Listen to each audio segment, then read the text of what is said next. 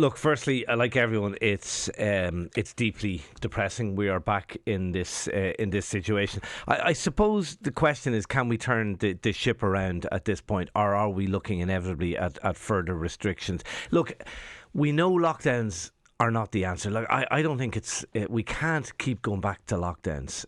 We might have to go back to lockdown. We can't keep doing it.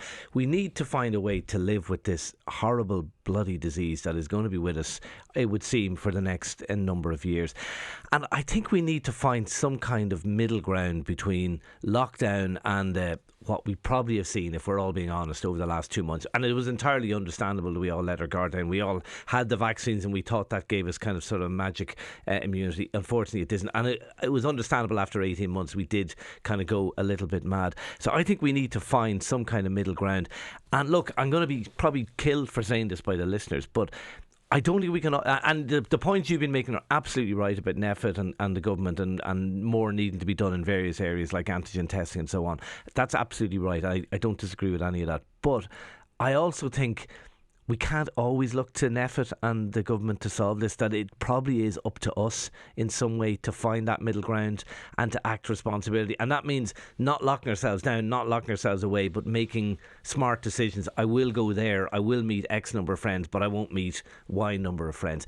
That's not easy, and it's not easy for any of us. Like I probably went to too many matches if I'm being honest, over the weekend.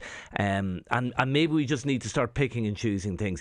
And you know, like, remember at the start we said we need to treat people like adults and stuff, and we haven't really done that, but maybe we need to start doing that, and we need to start acting like that ourselves. I absolutely do think we need to start treating people like adults, but I'm not really sure that I agree with you that people went all that mad, and I don't really believe that we went any madder than the rest of Europe went. I think we didn't. I think hospitality has been, but there's also a problem in the rest of Europe, tighter here than elsewhere. I'd go a bit further. I don't think we've brought in quite the right measures with regard to antigen testing, etc. I also don't think that we have moved quickly enough, and I think a lot of the stuff about the 12 o'clock curfews and going to the theatre, I think it's windows. Is that not just firing a warning shot, saying, look? I think it's window dressing, and I think we are now in a race, and if you're listening this morning, what we are in a race against is the booster campaign. Get your boosters. In Israel, they were down to double digits at the start of the summer. So there was about 22 or 55 cases of COVID in a population of 9 million per day. That's what they were down to.